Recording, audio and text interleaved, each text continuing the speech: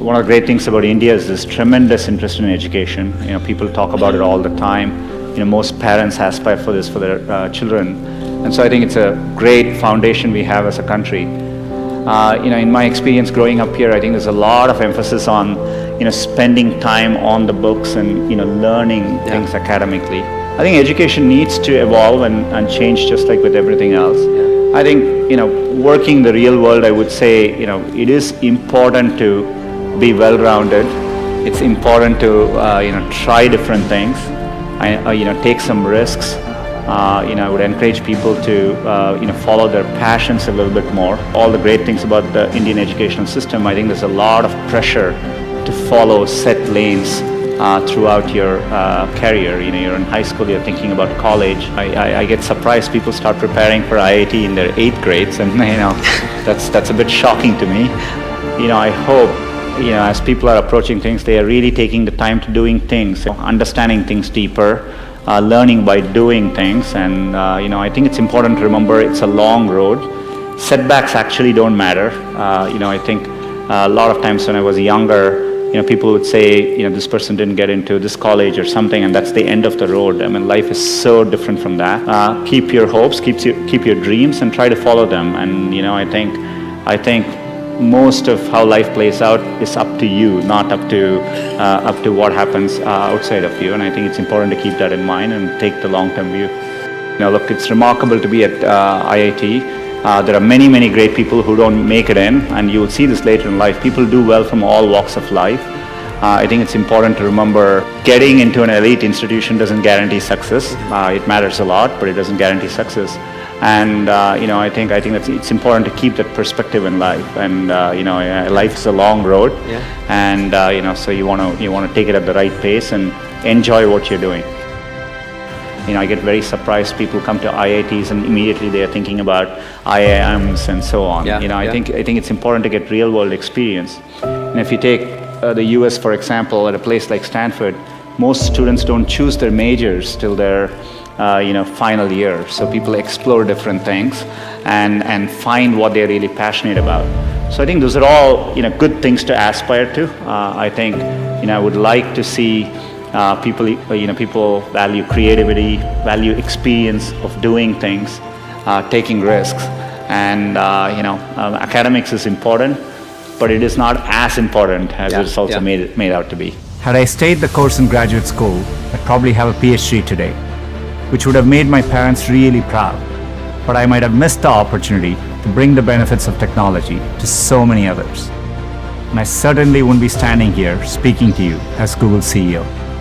The only thing that got me from there to here, other than luck, was a deep passion for technology and an open mind. So take the time to find the thing that excites you more than anything else in the world. Not the thing your parents want you to do, or the thing that all your friends are doing, or that society expects of you. Yeah, I think that matters a lot. People should be encouraged to take risks a little bit more and try different things till they find what they like doing. Something I've noticed over time is you will have many, many opportunities to reinvent yourself. And so, so I think, it's worthwhile taking risks and trying to do something you're really, excited by. And if the first attempt you don't do it, you can try again, and, things tend to work out in the long run. So that's the bar. So anything we try to do, we think of it that way. And so we aim high. And you want to aim high enough that you fail, a few times. I think that's the natural part of the process. In fact, Larry used to say, if you work on really difficult things, you're better off because you have no competition. Others aren't working on that difficult a problem. And even if you fail, you end up doing something great in the process. And so I think that's the philosophy which has guided us all through these years. In Silicon Valley, part of the reason so many people start up a company is, starting up a company and even having failed, you can wear it like a badge of honor, right? And I think that's important. Culturally, risk is rewarded. So it's a culture of optimism. It's a culture of risk-taking, and I think that's really important. So this is such an important issue for our company, but also for our country and for a community of entrepreneurs around the world. At Google, entrepreneurship is in our DNA. Google was founded here at Stanford, and the company's first home was in a garage just a couple miles from here. Like many of you in the audience, our founders were two young people with a vision of a better future, a better way, and they decided to follow their dreams. You know, when I see entrepreneurs here, they seem no different to me than the kind of people I meet in the Valley. So intrinsically, I think India can do the same kinds of things. And the one good thing about India is I think, there's always been, whenever in India I used to walk around and go to some remote corner and find a tea stall, I always felt there is an entrepreneur there somewhere who saw that opportunity. So I think that streak has always existed. I think part of the problem is in India, the potential is there and the market is developing. I think it'll take a few more years for it to fully realize the potential. And so I'm absolutely confident of it. I think there's a timing issue, but I think we are growing well as a country. I think we need to stay at it, continue doing all these things, and it'll take a few more years and we'll get there. The trend lines are strongly in the favor. I think every year I can see the rate at which things are changing.